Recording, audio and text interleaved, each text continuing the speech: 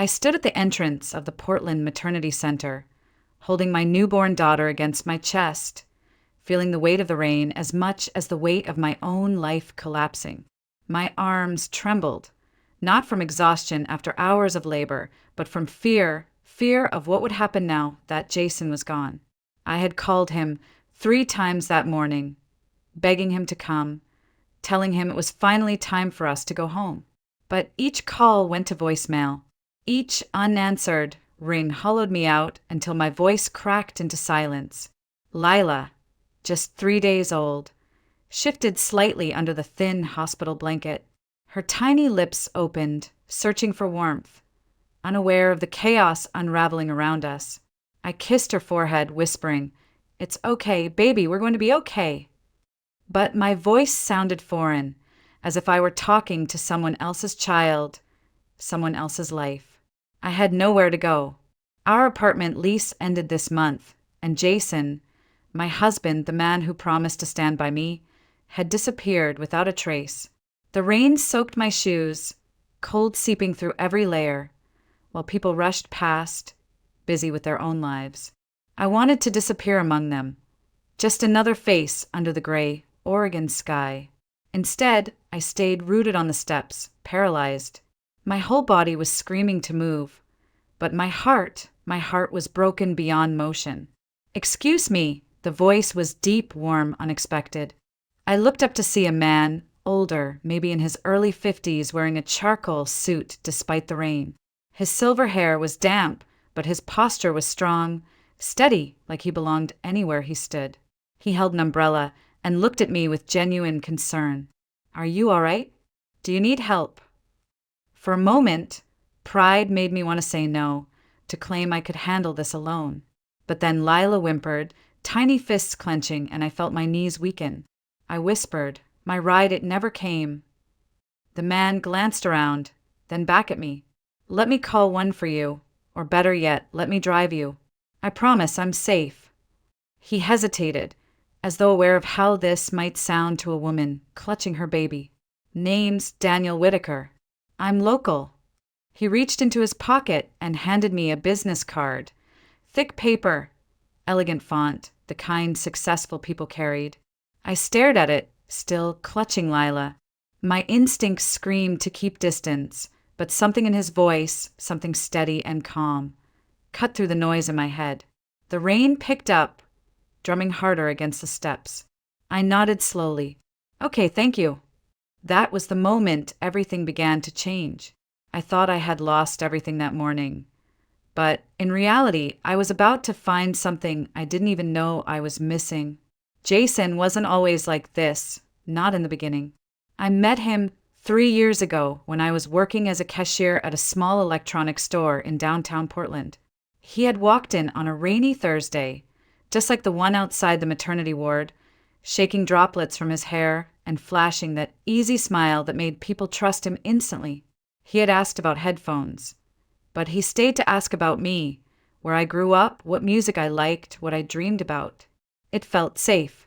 For someone like me, raised by a single grandmother after my mom passed too soon, safety was a luxury.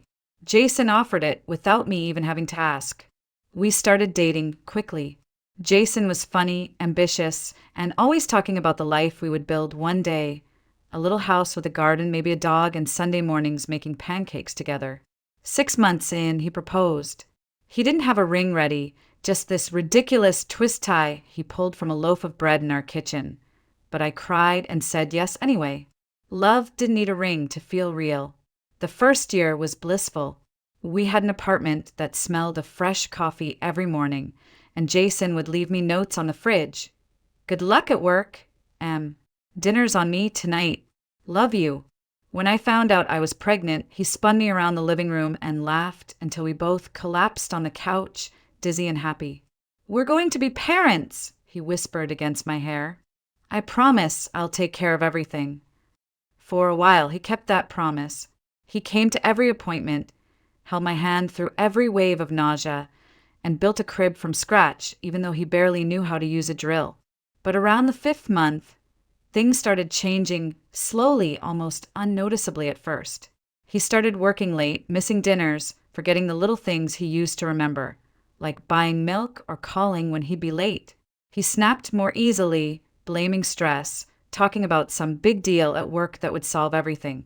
I believed him, wanted to believe him, because I was already terrified about becoming a mom. Then I found the receipt. It was tucked in his jacket pocket, one I'd grabbed from the chair to put in the closet. A fancy restaurant, one we'd never been to together, 2 expensive cocktails and 2 desserts. There was also a single blonde hair caught in the collar of his coat. My hair is dark brown, almost black. I stared at it for a long time, convincing myself it was nothing. Maybe a coworker, maybe a client. Jason he couldn't.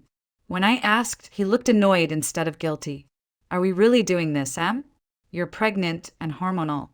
And now I can't even take a client to dinner. He kissed my forehead like he was soothing a child. I love you. Stop worrying. I tried. I really did. I'd baked more of his favorite meals. Told him I appreciated how hard he was working. Even when he came home, late smelling like perfume I didn't own. He'd hold me sometimes at night, whispering half-asleep apologies for being distracted. And for a moment, I'd let myself believe things could go back to what they were. But deep down, I felt the shift. There was distance in his eyes, like he was living somewhere else entirely and I wasn't invited. One night, about 3 weeks before my due date, he came home late again, soaked from the rain. I had been pacing with swollen feet, terrified something was wrong. Where were you? I asked softly. He tossed his keys into the bowl and said, "Traffic. Relax." His voice was sharp, final, like a slammed door. Then, as if rehearsed, he said, "Maybe after the baby's here, we should move in with my mom for a while. Save some money, you know." I stared at him, confused. "You said we'd get a bigger place, that we'd manage on our own." "Yeah, well, things change, Em." He poured himself a beer and didn't look at me. That was the moment I knew something was breaking. I just didn't know how soon it would shatter completely. And by the time Lila was born, I would learn exactly how fragile promises could be. Labor was nothing like what I had imagined. Movies make it look like a few loud screams, and then suddenly you're holding your baby, glowing and beautiful.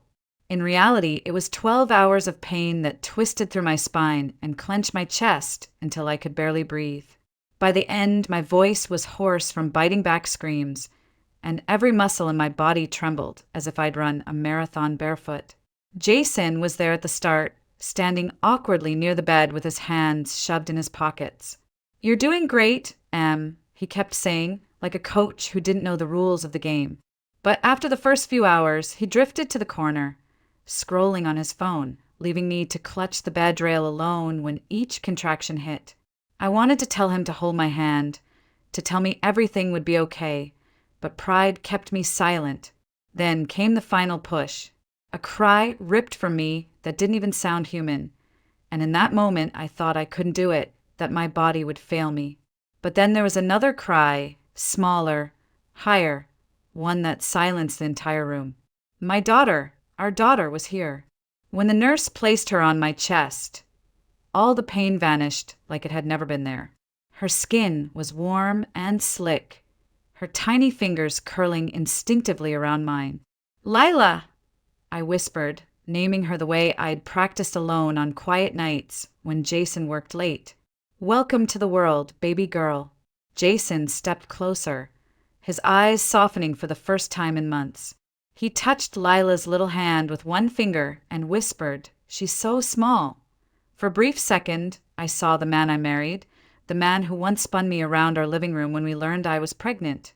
He smiled at me, and for that moment, I believed maybe, just maybe, we could be a family again.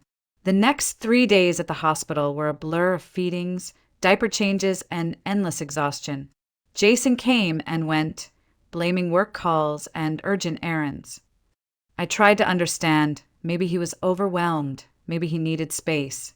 I told myself once we were home, things would settle, and we'd figure it out together. I even caught myself daydreaming. Sunday mornings with Lila gurgling in a bassinet while Jason and I made pancakes, just like he'd always said.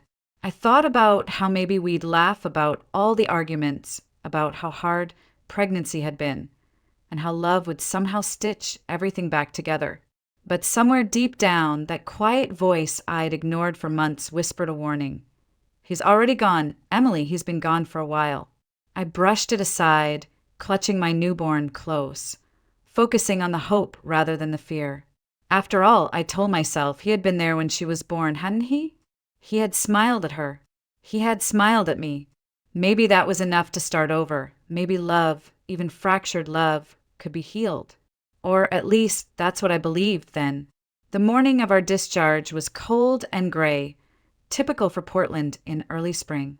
A thin drizzle coated the hospital windows, blurring the parking lot beyond.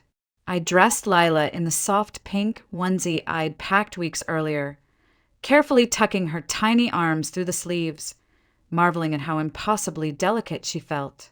"We're going home, baby," I whispered, forcing a smile. Jason was supposed to be there at 9 a.m. sharp.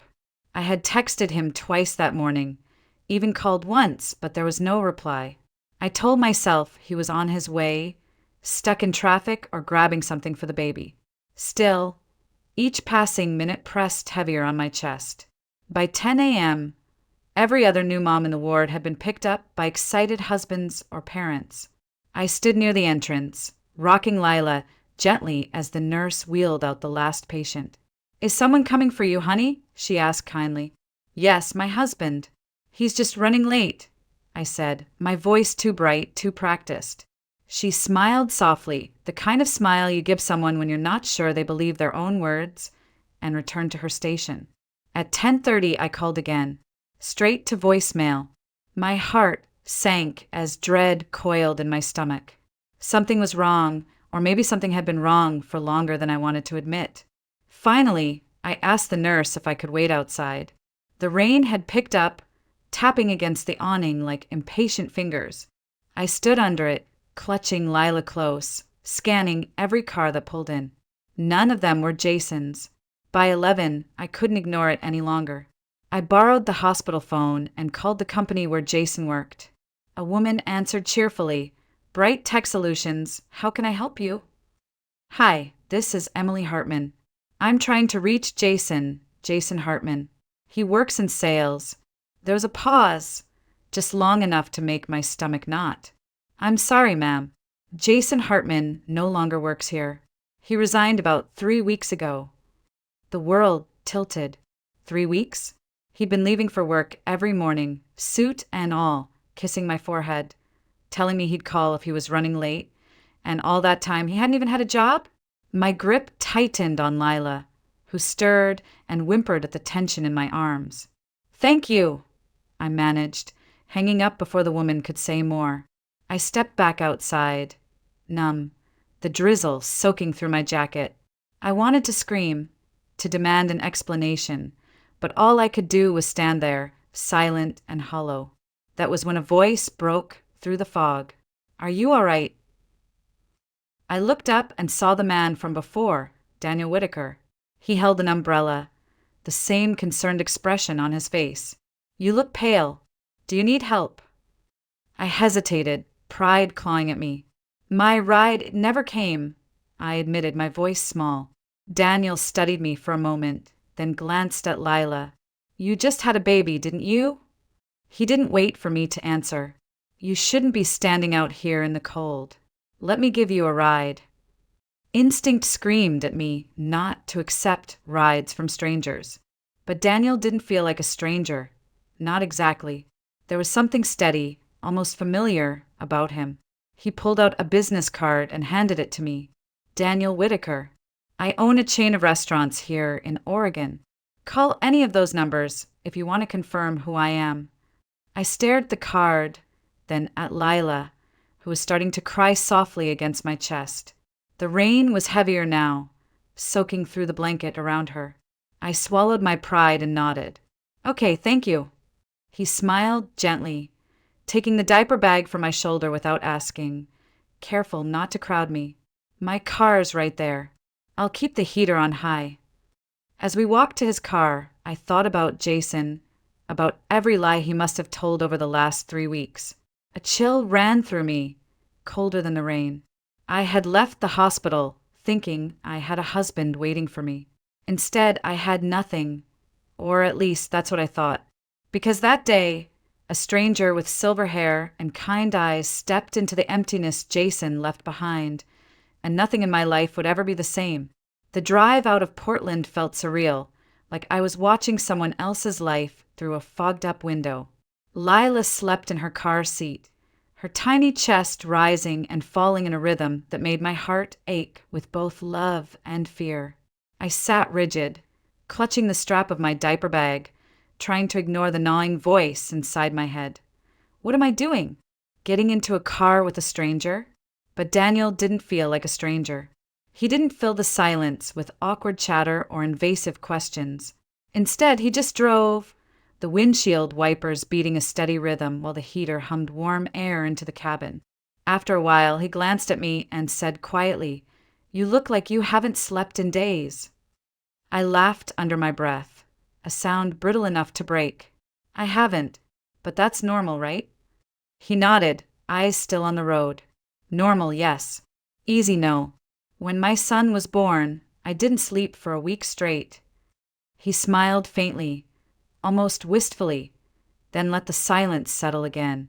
We left the city behind and wound through open country, vineyards stretching across the rolling hills of Willamette Valley. It was beautiful, the kind of beautiful you only notice when life slows down long enough to let you breathe. I hadn't breathed in months. When the car turned onto a private gravel driveway flanked by tall oak trees, I blinked in confusion. "This is where you live?" I asked. Daniel nodded. "For 25 years now. Built it with my own hands, back when I thought I'd spend my life raising a big family here." There was no bitterness in his voice, just quiet fact. The house that came into view was like something out of a magazine. 2 stories, brick with wide porches, surrounded by gardens still sleeping through early spring. A golden retriever bounded toward the car, tail wagging wildly, and Daniel smiled. "That's Max. He's harmless, just loud." I unbuckled Lila, clutching her to my chest as the dog sniffed curiously at my feet. "You don't have to do this," I said softly. "I can find a motel or something. I don't want to impose." Daniel shook his head. "Emily, you just had a baby. You don't need a motel. You need a warm bed and someone to help watch out for you while you get on your feet." He gestured toward the porch. "Come inside. Meet the rest of the family before you decide." Inside, the house smelled faintly of cedar and something warm, maybe cinnamon. A woman, maybe in her late 50s, stepped out from the kitchen, wiping her hands on an apron. "Alina," Daniel introduced. "She runs the house and keeps us all alive." Alina's eyes softened when she saw Lila. "Oh, you poor thing, you look exhausted. Come on, I'll show you to a guest room." Before I could protest, another figure appeared in the hallway, a tall man in his late 20s with Daniel's sharp jawline, but none of his warmth. He glanced from me to the baby, his expression guarded. "Dad, what's going on?" Daniel sighed lightly. "Ethan, this is Emily Hartman. She's going to stay here for a little while." Ethan's eyes narrowed slightly. "Stay here? With a newborn?" Daniel's voice took on a tone I hadn't heard yet. Firm, not unkind, but final. "It's temporary. Emily just needs a safe place. That's all." Ethan didn't argue further, just muttered, "Right. Temporary," before walking out onto the porch. I felt my cheeks burn, wishing I could disappear. "I shouldn't be here." Daniel turned to me, steady and calm. "You should. Don't worry about Ethan. He's protective of the house, but he'll come around. Give him time." Alina guided me upstairs to a cozy guest room with a quilted bedspread and a crib already waiting in the corner. I froze, staring at it. You had a crib?" Alina smiled. "This house has seen babies before. We keep it around for guests." I placed Lila in the crib and stood there, tears stinging my eyes because for the first time since leaving the hospital I felt safe enough to cry. Daniel stood quietly in the doorway, not intruding, just there. "Thank you," I whispered, not looking at him. He nodded once. Get some rest. We'll talk later. You're safe here, Emily. I promise. And for reasons I couldn't explain, I believed him. The next morning, sunlight streamed through the wide windows of the guest room, catching the edges of the old quilt and warming Lila's tiny face where she slept in the crib. For the first time in weeks, maybe months, I woke up feeling rested. Not whole, but not broken either. Alina appeared at the door with a gentle knock. Breakfast is ready, dear. You should eat while it's hot. Downstairs, the smell of freshly baked bread and coffee filled the air. Daniel sat at the end of a long wooden table, reading something on a tablet. He looked up when I entered, offering a warm smile. Morning. How's our newest little guest? She slept better than I expected, I admitted, pulling out a chair. Honestly, so did I. That's good. You need it, Daniel said simply, before gesturing toward the food. Eat as much as you want. Alina made too much, as usual. Halfway through breakfast, another figure appeared. Ethan, Daniel's son. He gave me a polite nod, but said nothing as he poured himself coffee. The awkwardness clung to the air like humidity before a storm. I cleared my throat, wanting to fill the silence. Thank you for letting me stay here. I promise it's only temporary. I'll start looking for an apartment this week, and… Daniel shook his head, his voice gentle but firm. Emily, you just gave birth 3 days ago. Take your time. No one is rushing you out. I nodded, but still felt that need to contribute, to prove I wasn't a burden. Later that day, while Alina rocked Lila in the living room, I wandered into the kitchen and started baking. My grandmother had taught me everything she knew about bread and pastries, and my hands found comfort in the familiar rhythm of kneading dough. When Daniel came in, following the warm, yeasty smell, he stopped short. That smells incredible. What is it? Just a simple sourdough loaf, I said, brushing flour off my hands. I used to bake all the time before. Well, before life got complicated. Daniel stepped closer, studying the loaf on the counter.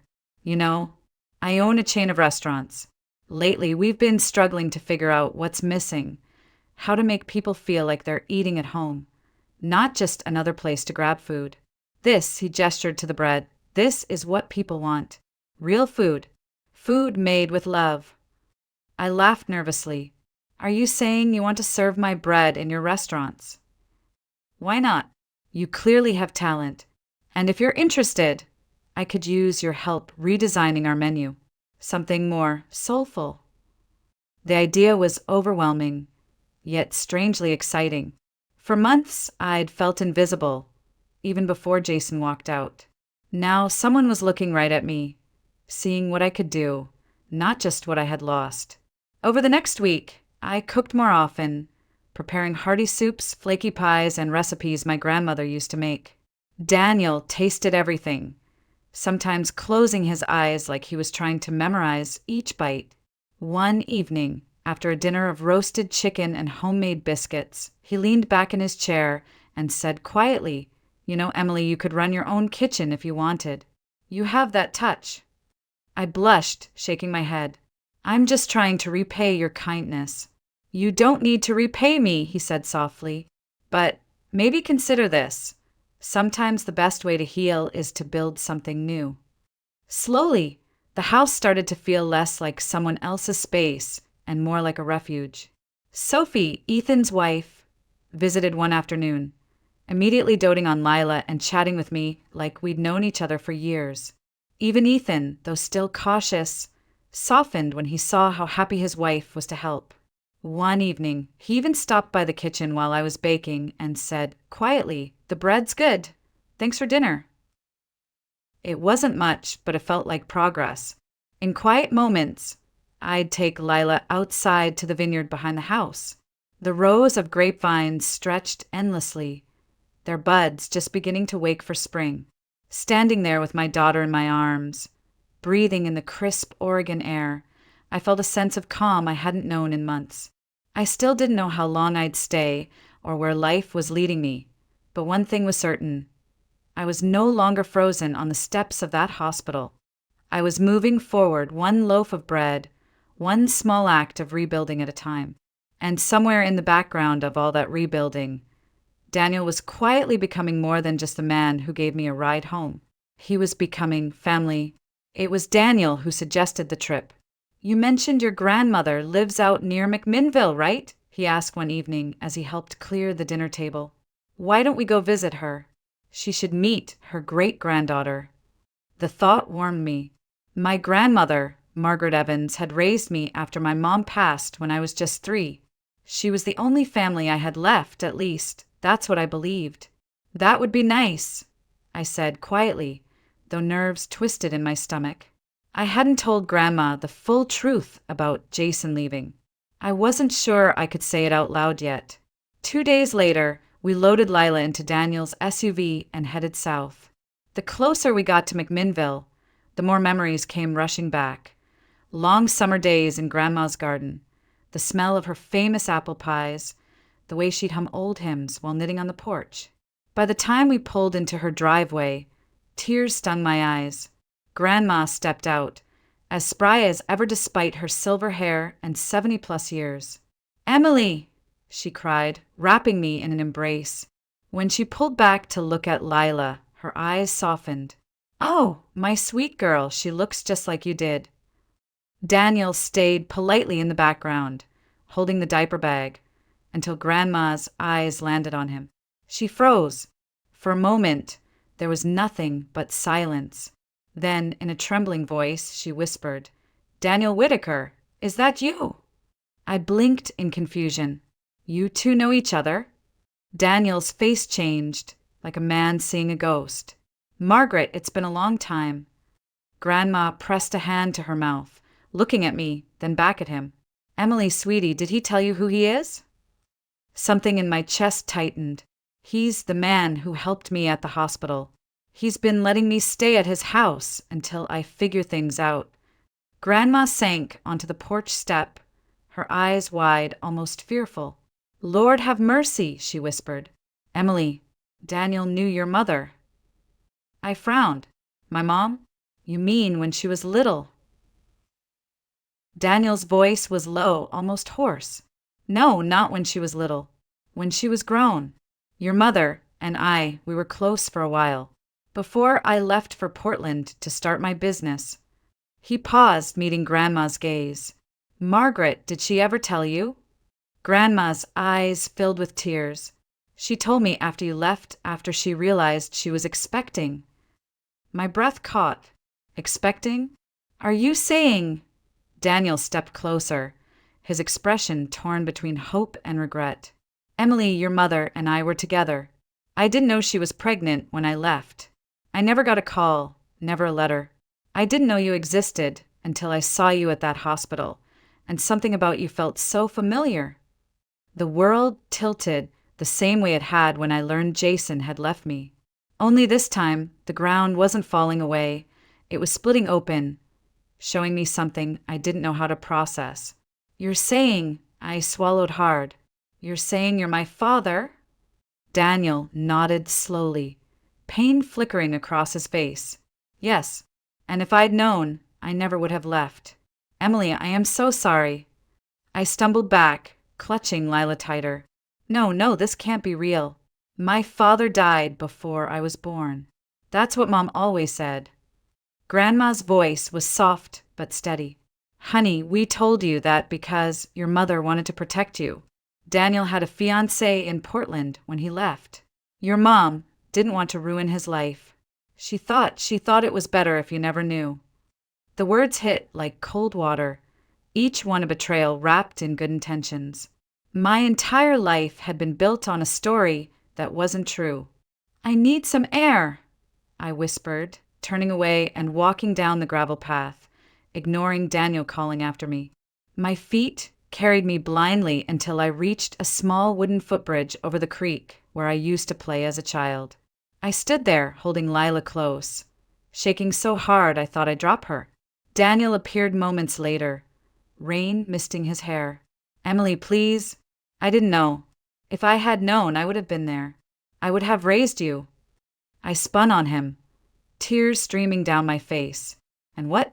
You think this makes everything okay now? That you can just swoop in after all these years and play hero because I look like someone you loved once? His face crumpled. No, I don't expect forgiveness.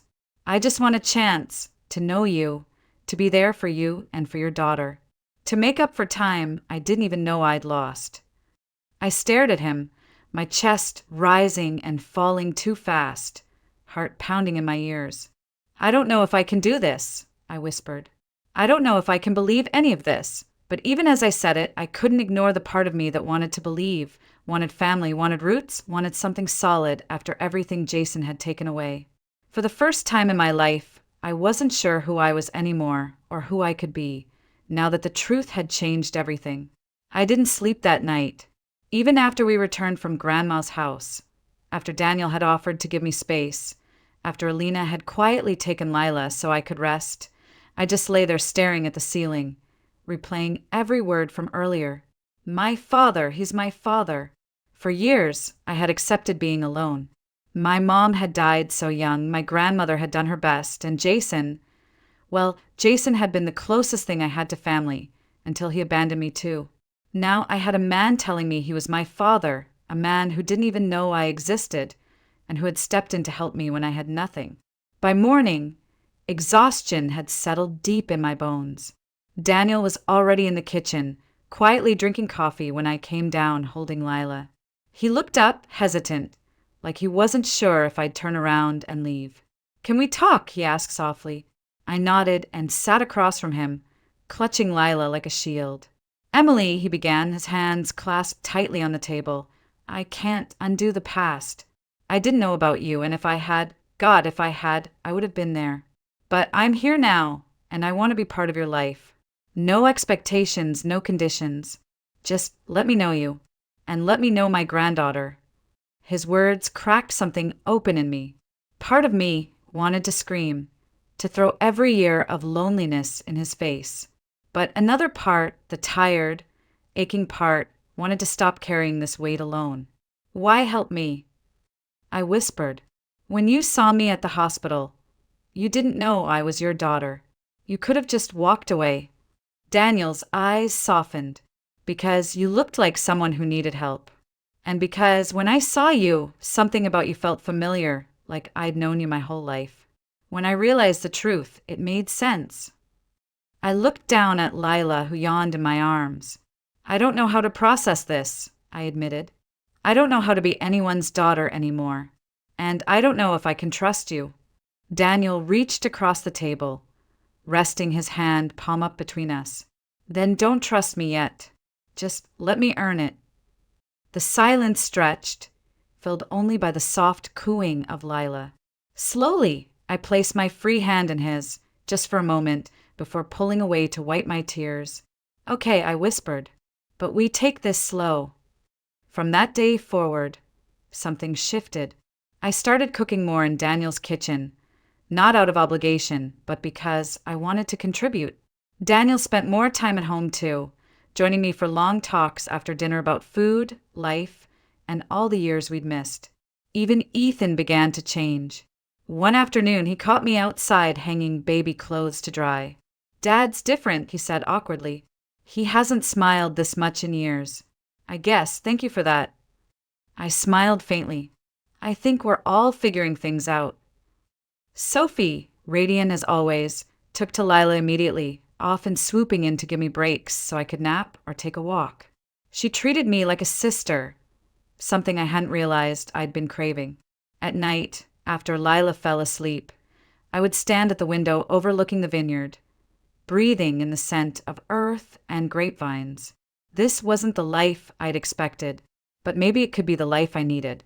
Daniel gave me space when I needed it, but he was there, steady, constant, patient. And slowly, the walls I had built for survival began to crack. I stopped feeling like a guest and started feeling home. One evening, as I tucked Lila into her crib, Daniel paused at the doorway. "You know," he said quietly, "you've brought life back to this house. Not just because of the baby, but because you remind me that family is worth fighting for." For the first time in years, I believed him. It happened on a quiet Saturday morning. I was in the kitchen, kneading dough for the restaurant Project Daniel, and I had started sketching out when I heard the sound of tires crunching on the gravel driveway. At first, I thought it was Ethan returning early from town, but when I stepped onto the porch, my heart froze. Jason. He looked thinner, his face pale and drawn, eyes shifting nervously as he climbed out of a beat-up sedan. For a moment, we just stared at each other. The last time I'd seen him, he'd walked out of our apartment without a backward glance. Now here he was, standing on Daniel's property like a ghost from a life I had buried. "Emily," he said, his voice rough, I heard you had the baby. I wanted to see you. To see her." Every muscle in my body tensed. I stepped down one stair, holding the doorframe like it might keep me from falling. "Her name is Lila. And yes, she's here. But why now, Jason? After disappearing? After lying about work? After leaving me at the hospital?" He winced, looking at the ground. "I messed up. I was scared, Em. I thought I couldn't handle being a dad, couldn't handle us. And then, I met someone, but it didn't work out. I was stupid, okay? I want to make things right." Behind me, I felt Daniel's presence. He didn't say a word, just stood quietly in support, like a wall I hadn't known I needed. I took a deep breath, steadying my voice. "Jason, I'm not angry anymore, but I'm not the same person you left. I built a life for Lila and me, a better one. You can see her. She deserves to know her father, but you and we're done." He looked up, guilt flickering in his eyes. "You're really not coming back?" I shook my head. "No, I'm not." For a moment, he looked like he might argue, but instead he nodded slowly. Can I hold her?" Daniel stepped forward then, his hand resting gently on my shoulder, as if to say, "It's your choice." I nodded and went inside, bringing Lila out. Jason held her awkwardly, tears filling his eyes. "She's beautiful," he whispered. "Yes, she is," I said softly. "And she deserves a father who shows up, not one who runs away." He nodded again, unable to look at me. After a long moment, he handed her back and murmured, "Thank you." Then he left, the sound of tires fading down the drive. I stood there in silence, holding Lila close. Daniel touched my arm gently. "You okay?" I exhaled slowly, feeling something heavy lift from my chest. "Yeah, I think I am." For the first time, I truly meant it. Spring eased into summer, painting the vineyards in rolling green and soft gold. Life in Daniel's house felt different now, lighter, warmer, like someone had opened the windows of a long-closed room and let the sun in. The restaurant project had become real. What started as a few sketches and recipe notes over late-night coffee turned into an actual plan. Daniel even signed the lease on a small space in downtown Portland, and we decided to call it Harvest Soul. The name felt right. Food made from scratch, carrying pieces of my grandmother's recipes and Daniel's long-standing dream of a place that felt like home. On opening night, the dining room was full. The scent of freshly baked bread and rosemary chicken filled the air as I stood behind the counter, Lila sleeping peacefully in a sling against my chest. Daniel stood beside me, his hand warm on my shoulder. "You did this," he whispered. "No," I said softly, glancing at him. "We did this." Across the room, Ethan and Sophie sat together, Sophie's rounded belly visible now that she was expecting their first child. They waved when they saw me, and for the first time I realized I didn't just have a safe place to sleep. I had a family. A few days later, we held Lila's christening in a small white church on the edge of town. Daniel held her proudly, tears shining in his eyes as the pastor poured water gently over her head. My grandmother stood in the front pew, smiling so widely I thought her face might break, and even Ethan's usually serious face softened as he whispered to Sophie, "She's ours now, too." After the ceremony, we gathered at Daniel's house for a small celebration. The table overflowed with food, bread, pies, roast beef, salads from Sophie's garden. People laughed, clinked glasses, and passed Lila around like a precious gift. Later that evening, when the guests had gone and the house was quiet again, I stepped onto the back porch with Lila in my arms. The vineyard stretched out before us, bathed in soft orange light from the setting sun. Daniel joined me, resting one hand on the railing. "You've changed everything around here," he said quietly. "You gave me back something I didn't even know I'd lost." I looked at him, at this man who had once been a stranger but had become something far more profound. "You gave me a family when I didn't have one, and a future I never thought I'd have." Lila stirred against my chest, letting out a soft sigh, and I smiled down at her. "We're home now," I whispered, more to myself than to him. Daniel nodded, his voice low and full of emotion. "Yeah, home." For the first time in a long time, I felt whole. Not because everything had been fixed, but because I'd learned how to build something new from the pieces. And as the sun dipped below the hills, I held my daughter closer, knowing this was only the beginning.